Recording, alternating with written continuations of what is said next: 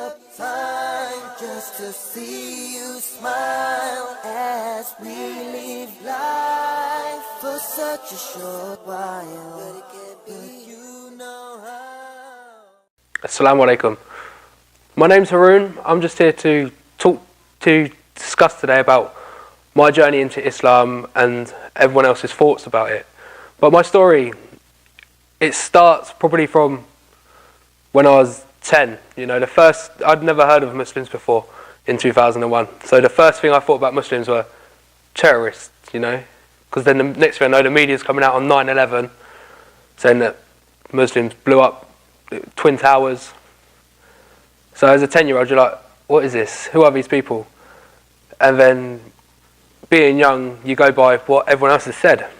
But then growing up, I went to school with some Muslims, but I didn't know they were Muslim because they didn't openly practice, they didn't openly say it, but you knew there was something different.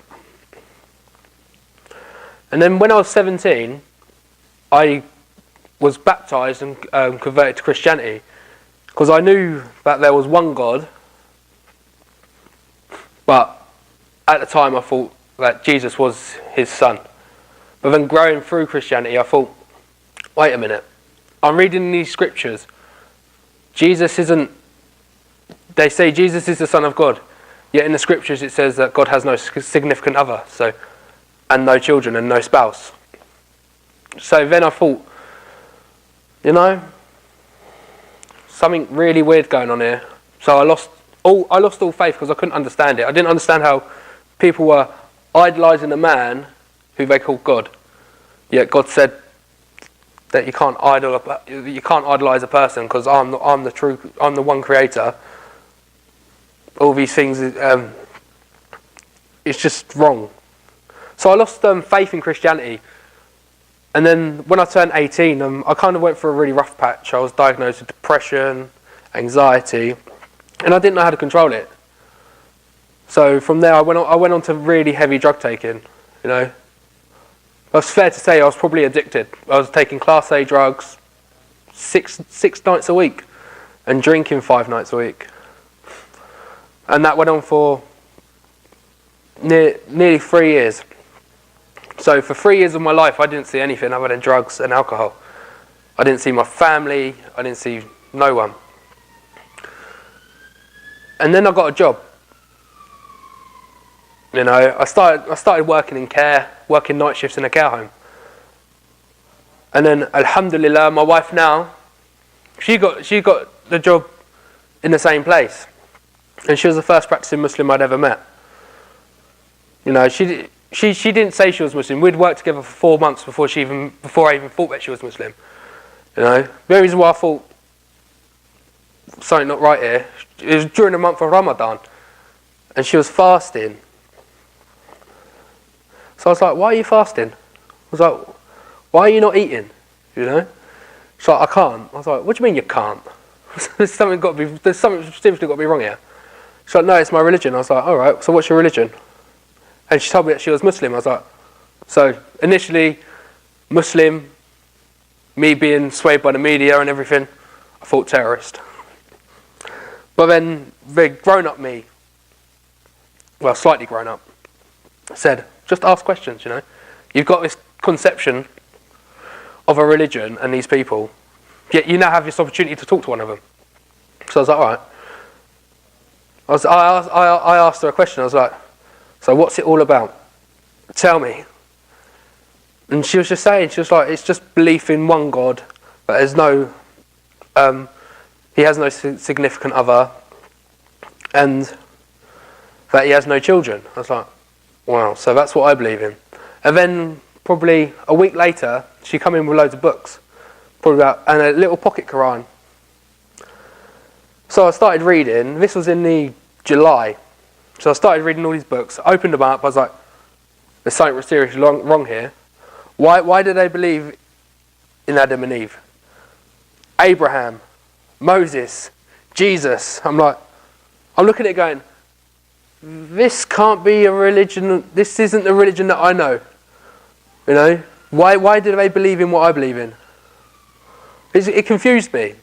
So then I carried on reading, and then It's carry on reading through these little books, and it says that Jesus was sent down as a messenger. He's not the Son of God. He's not God. I thought, wow, all these little things which I could not understand in Christianity were suddenly fitting into place through Islam. And then I thought, so I'd done this reading for about 4 months. But one thing I'd never done was open this little pocket Quran that she gave me. I'd always left it on top of my wardrobe. I was like, all right, you can stay there. Too scared, I didn't want to open it. And then one night I was reading. I remember this night. I was laying in bed, reading the books I was given. It was raining and it was a thunderstorm that night. And I was laying there. I went, all right. I just suddenly closed the books, didn't think nothing of it, and looked up to my bedroom ceiling and went, go on, give me a sign. Next thing I know, I had this sudden urge to go and pick up the Quran. So I picked it up. I went, all right, it's going to be weird. I don't want to know what's in there, because I was very worried of what I was going to read, because it's one thing as growing up that non-Muslims don't do. They know verses from the Bible, but in the Quran you don't know nothing. So the first thing I done was just open it to a random page, straight to Surah Taha. And the first thing that was said to me was, this book was not sent down to be feared. The next thing I know, I'm just like, what? What's just happened? I've looked at this Quran, I've gone for weeks, I don't want to open it. I'm scared to see what's inside it. And the first line I read is that it literally blew me away. And then about 3 or 4 days later, back in work, I spoke to my wife now and I went, it's time. I need to be Muslim. I was like, what do I need to do? And then on the 24th of October 2012, I took my Shahada live on Islam channel. And since that day, everything has changed. Literally, I stopped taking drugs, I stopped drinking, didn't think of any of that, because I now had a purpose in life, that my purpose is to please my Creator. To follow the teachings which have been set down. But then come another hurdle in my life. How are people going to take it? What's my mum going to think? What's my twin brother going to think? I was probably Muslim for nearly a month, and I was sitting in the lounge with my mum one day. She's cooking bacon sandwiches. She's like, do you want one? I'm like, no, not really. She's like, all right. A couple of days passed. She's seen that I'm changing. And then she asked me, she goes, there's something different about you. I was like, what do you think? And she goes, I've seen what you've been reading. She goes, are you Muslim? At that point, I went, yeah, I am. And her reaction at that time was, to be honest, I thought, oh my God, here I am, going to get a kicking or something. But she was pleased. She goes, there's got to be something good in there. Because you've changed as a person, You now show me the respect that I've always brought you up to try and give me. You've stopped all this drinking, you've grown up, and this is just in the space of a month, You've grown up. I was spending time with my family. I was giving my brothers, my mum, all the respect they deserved. I was actually on the right path. And then after that, I was like, all right, now my mum knows. I now feel confident that I can openly say it to people. I'm going into work and everything. They're like cooking food. They're like, do you want anything? I'm like, no, why not? I'm Muslim, so I can't. And you can imagine what it's like when you say it to your best friends for the first time ever. I'm Muslim. I'm not coming out drinking tonight. I'm Muslim. What do you mean you're Muslim? Why are you one of them terrorists? It's like, all right, you have your conceptions. I just say to him, that is what you think, but I've done the reading. I was like, if you want, I can give you something to read. And it shows you a completely different light into what Islam is. And then next thing I know, it's like, no, I don't want to do that, F this, F that. I think altogether I lost probably about 2/3 of my friends, but to be honest, from what you lose there you gain 1.7 billion people as part of your family. Because now I could go down the street, I see a Muslim, give him my salams, and they'll look at me like, wow. You know, because you know for a fact that you now have respect from everyone else, and they know that you're giving them respect. But also, the town that I'm from, it's very much a small Muslim community. In, say, probably about 60 miles, there was 3 reverts, well, converts to Islam, and I was one of them. And it was hard, very, very hard to ask what was going on, if you wanted to learn. But recently I've moved up to Dewsbury. Alhamdulillah, I've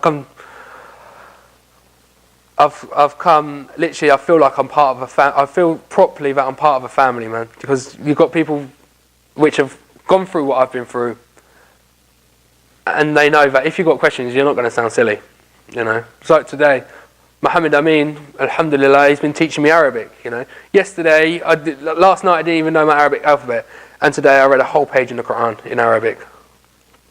You know, that's what we have now. We have a brotherhood and sisterhood. Do you know what I mean? We can relax. We know that we're not being judged for anything which we do. If we make a mistake, people just get on with it. We're like, all right, let's try that again. You know, I don't feel like there's anyone judging me now in Islam. You know, other than the people from my past. But the way I look at it now, that was then, this is now. I'll give up time just to see you smile as we live life for such a short while. But it can't be